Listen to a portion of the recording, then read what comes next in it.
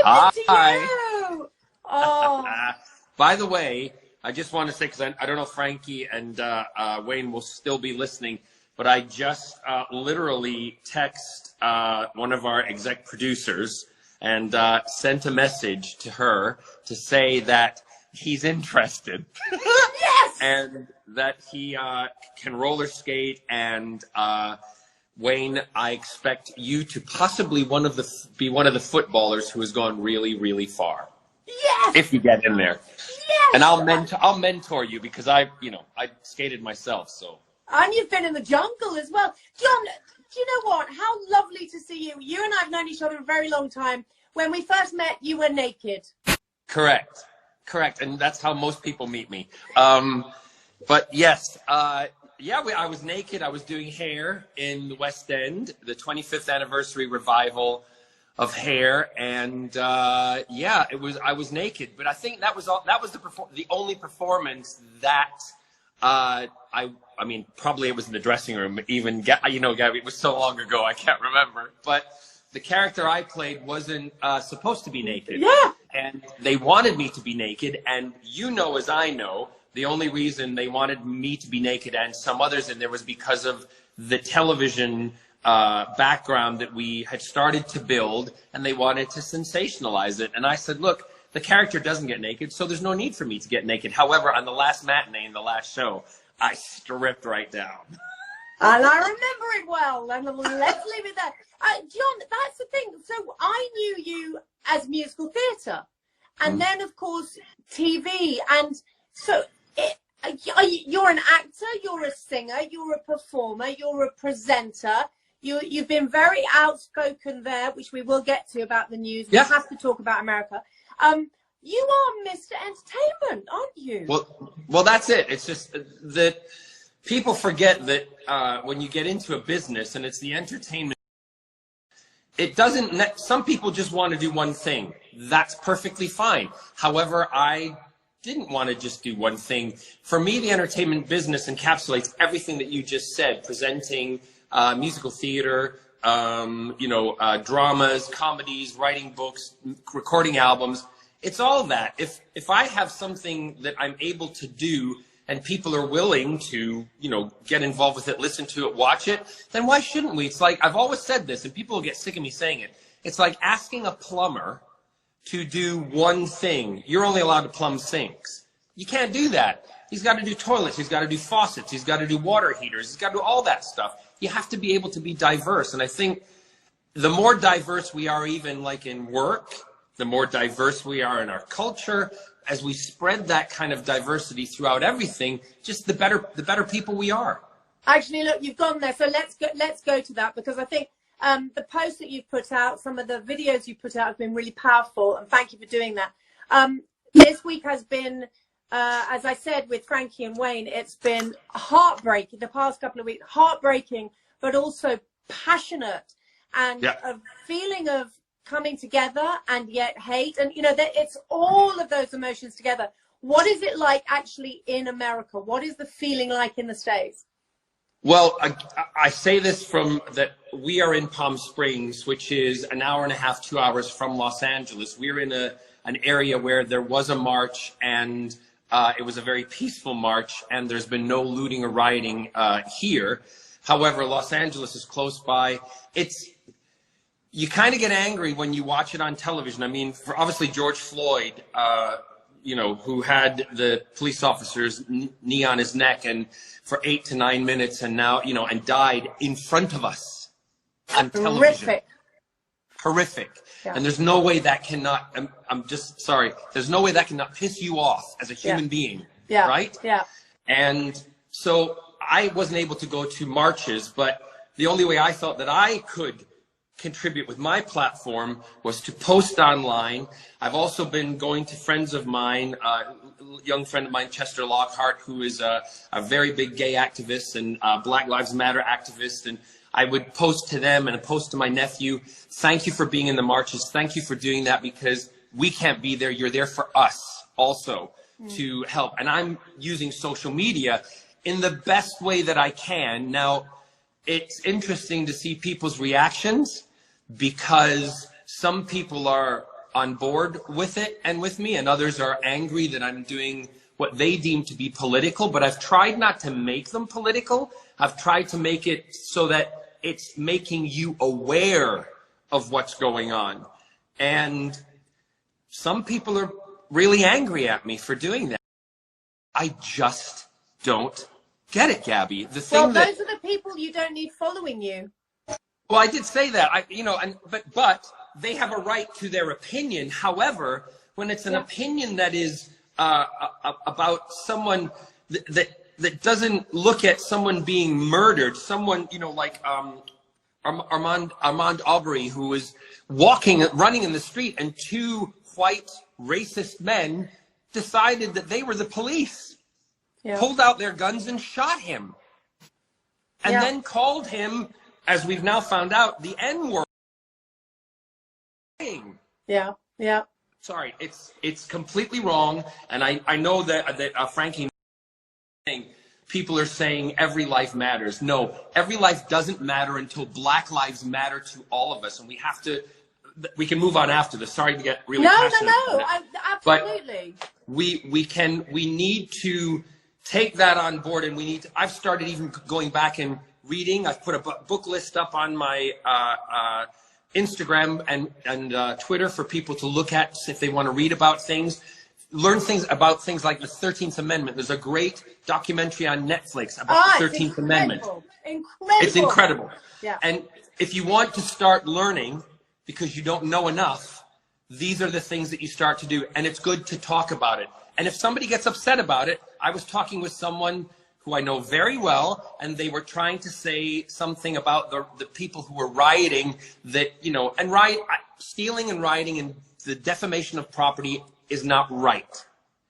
However, we have to look at the reasons as why they're doing it, why people are choosing to do that, why, because they don't have a voice. They're not being listened to, and they've reached a point, as human beings, they've reached a point where they're screaming, and that's the way they scream. Yeah. And I'm saying this now. Forgive me if I've said some words that may not sound right, but I'm still in the learning process myself. Well, we all are. We all are. Yeah. We have to keep learning and keep learning. And my love. I remind people, Gabby, sorry, I remind people that I've always stood up for gay rights. I've always put my neck on the line for gay rights. And when, the HIV crisis hit the gay community, people need to remember, young gay men and women who ask me, and they're like, why do you get so angry about stuff? And I'm like, because you don't remember that Stonewall, that happened in 1969 on Christopher Street, Stonewall, that was a riot. Because, and the gay rights movement came out of that riot because gay men and women, trans men and women, were tired of the police taking advantage of them and just brutally beating them and hurting them. And that was it. We had had enough. But it's so recent, that history is so recent, is horrific, that it's that close to history. It's such recent history. Yeah. Well, taking it back to the Black Lives Matter issue, the Jim Crow laws, that is like current in history. That might not, but it's so close. And particularly when the president of the United States says things like, if they cross, I'm paraphrasing here, if they cross the line, they're going to meet the biggest, meanest dogs. That's a vision in our heads as human beings of seeing black men and women during some riots in the 60s getting attacked by dogs. That's what comes to mind. So he knows what he's saying. He's inciting violence. And I just have to say, then we can move on. Never before have I ever seen the most appalling thing where the president of the United States, meant to be one of the biggest and the freest countries in the world, turns on his own people, gasses them, puts the military against them because they were exercising their First Amendment right. And I say this because I know a lot of Americans are watching this right now. No matter, even if you voted for him, which we will have a discussion about that later, because I want to know why, and want to know if you would still vote for him, a legit discussion. You can't sit there and not be angry, because if he's taking that right away, it will affect you. It will affect everybody. Good for you, John. No, don't apologize. Don't apologize about being passionate. And thank you for Hello Magazine for giving us this platform. No, really. Please. So John, let's go back to all the performing things. I know you from your acting and your singing. I remember seeing you in West End shows, and you are phenomenal actor and singer. I've presented shows. I've been on shows that you presented, but I think for me, it's now people see you differently. It's very interesting, and I'm not talking about. They see me as older. No. Because you're a fashion designer, and can the person who keeps saying nasty things just stop? That you're a fashion designer. That we've seen you as a judge on Dancing on Ice. We've seen you as all of those things, and it's just like you've grown up. And I actually mean that in a really nice way. I mean, Jack, as you know, you and I have talked about it. I hope that there's more Captain Jack. You didn't tell me if there was. I have no idea. Yes, more Captain Jack. Hurrah, hurrah, hurrah. I just got a phone call this morning about something, and I was very excited about it. That's all I'll say. Oh, that's fantastic news. So when are you coming back to film that you can't Well, say? No, I'm not, nothing to be filmed, but you tried to get me there. I know you. I was meant to actually be in the UK now, working and doing something, and I'd already meant to have been in Australia, New Zealand working, because I love doing the conventions all over the world for the sci-fi shows, for Doctor Who, Torchwood, and Arrow, and all the different things that I've been on. But everything's been postponed and canceled. And when lockdown happened, I was actually on a plane coming over when they said flights are now being canceled to the United States. And the pilot came on and he said, we're just waiting to see if we are getting permission to go forward or if we're going to have to turn back. So I was in that kind of limbo area. But there's literally, as you know, nothing happening. Yeah. Everything has stopped, and they're trying to figure out how to make everything work. And the one thing that for people, and Hello Magazine has always been a great supporter of the theater world, and with the red carpets and everything that happened, the theater world is about to be decimated. Oh, it's heartbreaking. It's about to. We could lose such iconic theater venues that could just go under and never appear again, like the Royal Opera House, the Albert Hall, Palladium. I'm throwing all the general ones in there too, but theaters and actors are suffering big time, and I don't think the government is taking that on board. We need, theater's a big part of education, life, and entertainment. Well, theatre and television and film is what everybody has turned to at the moment during lockdown. And actually, I was interviewing a very famous actress at the weekend on my radio show, and she was saying everybody thinks that actors are rich. Most actors, on the whole, are jobbing actors, as everybody calls them. So they're going from job to job to job, and in between they work in restaurants. Now, the restaurants have closed as well. The bars have closed. So they don't have anything. They don't know when their next job is going to be. And it's not just the actors do a show on stage or in crew without anybody. Yeah. Even things down to the people, the men and women who are the ushers and the ticket people and the box office people in the theaters. There's a huge, also the restaurants outside that thrive on the pre-theater dinners before everybody goes in. It's a huge, big chain, but hopefully people will get a kick. The government will get a kick and start to move things on. So, yeah. And also, I just saw someone say right there, I am reading some of the comments, local theaters local theaters make most of their money over pantomime season. So we need to, I would hope that things will be back up and running for Panto. That would be wouldn't that be a wonderful Christmas if we were able to celebrate like that? So do you know what's next for you? Or is it still just, is it up there and you don't know? There's things that I was meant to be doing that are now being postponed till next year. But my argument with a lot of the postponement, they want you to then book. But what if something comes in between? You're asking me to sit and hold, and a lot of actors are being asked to do this. And we're saying, well, you should be giving us a retaining fee to hold because we're not earning any money. You know, and listen, I say that, and I know people will be going, well, but you look at you, you're in Palm Springs. That's right. I'm in Palm Springs. I'm here. I'm very lucky where I am. However, my income is stopped. Yeah. We're going into savings. I still have people that I have to pay, employees that of another company that I have with a business partner, and I have to pay her. I have to pay. So there's things. It's just all different and different levels. And I'm not asking for sympathy, but the thing is, there's a lot of actor friends of mine and people. Everybody's unemployed. We're unemployed. Yeah. I've never said that in my life.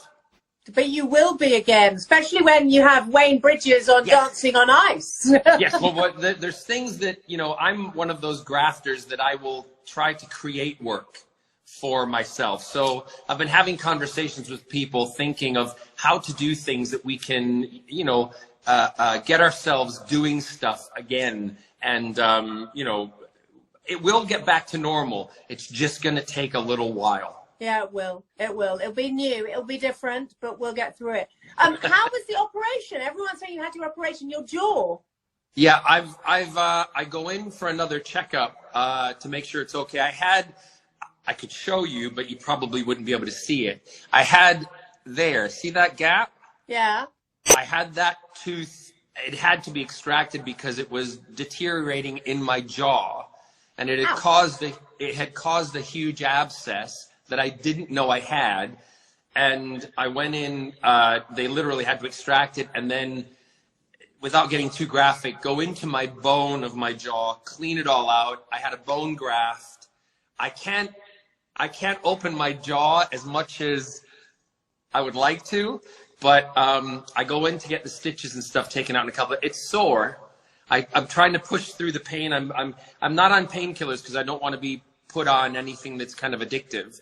So I've just sing? Can you still sing? No, I can't sing at the moment because if I extend my jaw past there, I could stretch the stitches and pop them. No. And it's really important that I stay. Scott loves it because I'm not walking around the house singing. I'm upset because I wanted you to give us a little bit of something, a little song. I can give you a little bit of something, but yeah. Scott, what should I sing? I'm not singing the Chicholina song. No. What could I sing? How's Scott? He's fine. Scott, come say hello. Hey, you're lucky because he walked through earlier and he was just out of the shower and I said, you cannot do that. As much as Gabby will love it, you cannot do it. Everything was yeah, I'm loving it. It's really great. We've got great weather. We got the pool. We got the dogs. So just Good to he's really enjoying the lockdown. He finds it really kind of relaxing. Yeah, it's nice because you're more relaxed, aren't you? So it feels like that. But he says he's not singing, Scott. We got to get a little something for him singing us. What should I sing? I don't know. How about no? I don't want to give me something to sing, Gabby. Ask from name something and I'll sing it. Go. Anything goes. In olden days, a glimpse of stocking was looked on as something shocking, but now God knows anything goes.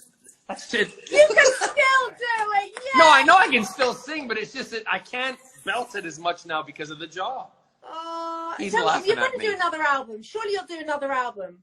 I don't know. I mean, the thing is, the people that I do my fan base that buy the albums, they're used to buying CDs, but CDs don't sell. So the thing that we have to look at is getting those people to get on digitally. If I do an album, it'll probably be, you know, I've done the Christmas album. I'd like to do a pure musical theater album. I've never really.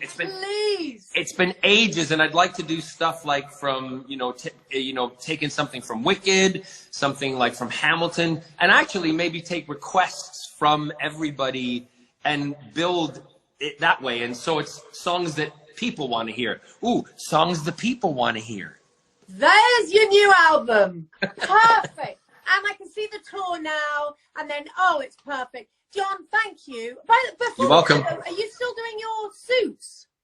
Yes, Dobell. Yeah, JB by Dobell. There's we were, you know, this all happening. We were going to be doing a big launch alongside the James Bond film, which has been postponed because we were launching, you know, dinner suits and things like that. But yeah, JB by Dobell will be back once this is all taken care of. But you can still go to the Dobell website and get the suits. They're fantastic suits. They're absolutely amazing, and they're very, very reasonably priced. A suit for under £200.